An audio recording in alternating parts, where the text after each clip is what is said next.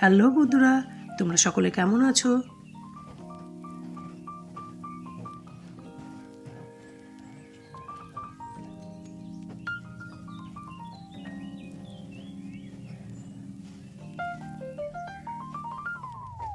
এখন বেশ খানিকটা বেলা হয়ে গেছে।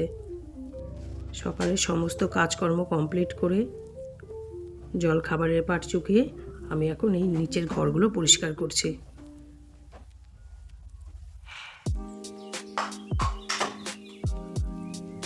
একটু চটপট করেই করে নিচ্ছি কাজগুলো, কারণ এই কাজগুলো সেরে আমি আবার যাব রান্নাঘরে।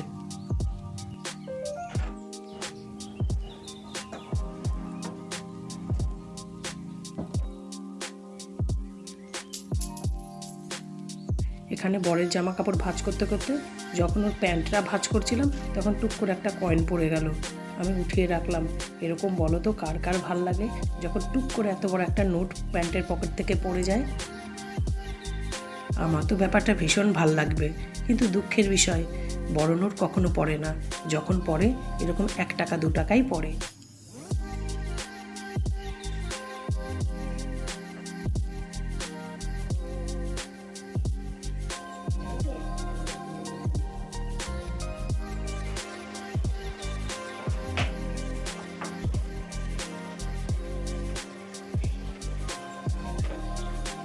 আমি তাড়াতাড়ি করে হাত চালাচ্ছি, আমার দেরি হয়ে যাচ্ছে, কারণ আজকে রান্নাঘরে একটু বেশিই রান্না করা আছে।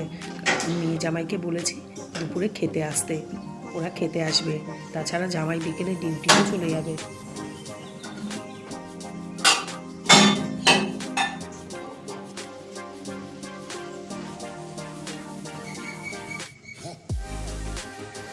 আমার ঘরদোর ঝাড়পোছ সব কমপ্লিট। এবার আমি রান্নাঘরের কাজে চলে এসেছি। এখানে বসে বসে আমি ছোলার শাক বাছছি। দেখো এইটুকু শাক হলো আর এতগুলো ডাঁটা বেরোলো।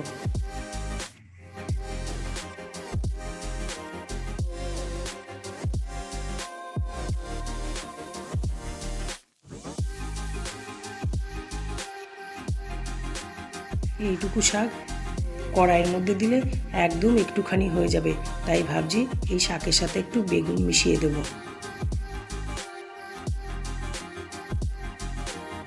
শাকের পরিমাণ কম থাকলে তাতে বেগুন মিশিয়ে শাকের পরিমাণ বাড়ানোর প্রসেসটা আমি শ্বশুরবাড়িতে এসেই শিখেছি। কারণ শ্বশুরবাড়িতে সব জিনিস বাজার থেকে কিনে আনতে হয়, তাই সবসময় সঠিক পরিমাণে পাওয়াও যায় না। আর পাওয়া গেলেও শাকগুলো এতটা পরিমাণে বুড়ো শাক থাকে যে সেখান থেকে বেছে বেছে একটুখানি শাক পাওয়া যায়, আর বাদবাকিটা ফেলাই যায়। আর আমার বাপের বাড়িতে রান্নাবান্না ভীষণ ভালো, শ্বশুরবাড়িতেও যেমন ভালো বাপের বাড়িতেও ভালো, কিন্তু এইভাবে প্রসেসটা দেখিনি শাকটাকে বাড়ানোর।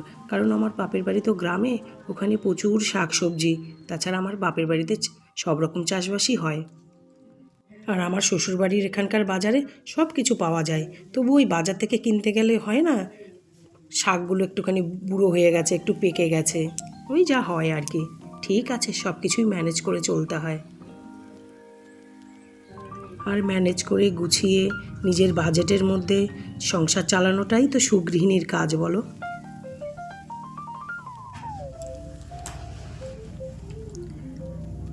আমি কতটা সুগৃহিণী সেটা তো বলতে পারবো না, তবে আমি আর আমার বোন দুইজনই আমরা আমাদের মায়ের মতন হয়েছি। আমার মা প্রচণ্ড সংসারী মানুষ, খুব সুন্দর করে গুছিয়ে সংসার চালায়। বাবা মাঝে মাঝেই অসুস্থ হয়ে পড়েন, কিন্তু সেই সব সামলেও কি সুন্দর দাদা বৌদির 2 বাচ্চা, বাবা মা নিজেও সবাই মিলে গুছিয়ে মিলেমিশে সংসার করে। আর আমরা ভাই বোনেরা ছোট থেকেই দেখে আসছি সংসারের জন্যে মা একদম জান লড়িয়ে দেয়।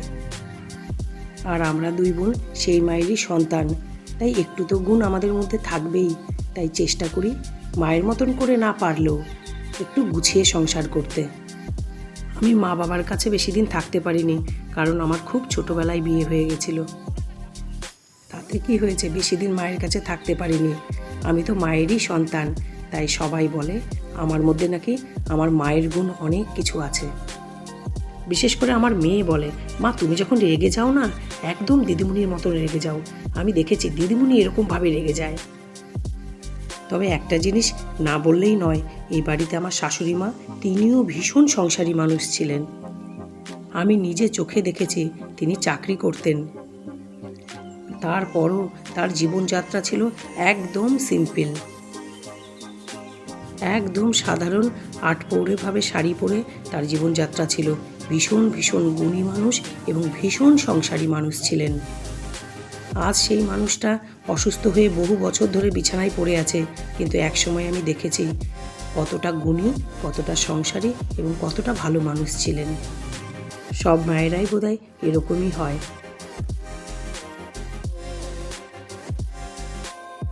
আমার রান্নাবান্না সব কমপ্লিট হয়ে এলো।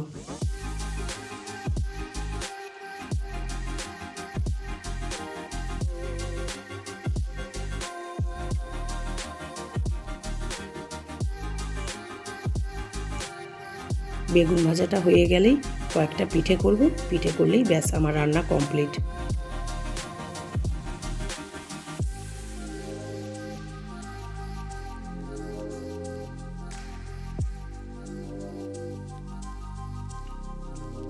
জামাই মেয়ে যখন অষ্টমঙ্গলাতে এসেছিল তখন ওরা দুজনে ঘুরতে বেরিয়ে চিতলডাঙ্গা থেকে খুব ভালো গুড় এনে দিয়েছিল। কিছুটা আমার এখানে রেখে গেছে আর কিছুটা ওরা নিজেদের বাড়িতে নিয়ে গেছে। সেই গুড়েরই পাটিসাপটা বানাচ্ছি। ও তো প্রতি সপ্তাহে বাড়িতে আসে একদিনের জন্যে, ভাবছি প্রতি সপ্তাহে এক এক দিন এক এক রকম পিঠে করে খাওয়াবো। আমার রান্না করতেও খুব ভাল লাগে আর আমার পিঠে বানাতেও খুব ভাল লাগে। আর সত্যি বলতে কি, আমার পিঠে খেতেও খুব ভাল লাগে। আমি খুব ভালোবাসি পিঠে বানাতে এবং খেতে। আর কেউ যখন পিঠে খেয়ে ভালো বলে তখন বানানোর উৎসাহটা আরও দ্বিগুণ হয়ে যায়। আমার সব রান্না কমপ্লিট হয়ে গেছে, এবার ওরা এলেই হয়। ওদের আসতে নাকি এখনও 1 ঘন্টা বাকি আছে, তো আমি এই 1 ঘন্টায় চট করে স্নান সেরে পুজোটা করে আসি। আর আজকে আমি রান্না করেছি মটরের ডাল, এখানে কাগজি লেবু কেটে নিয়েছি, টমেটোর চাটনি, ছোলার শাক, ছানার কোপ্তা কারি, পাবদা মাছ সর্ষে পোস্ত ঝাল আর গরম গরম ভাত। বাই, আবার দেখা হবে পরের ব্লগে।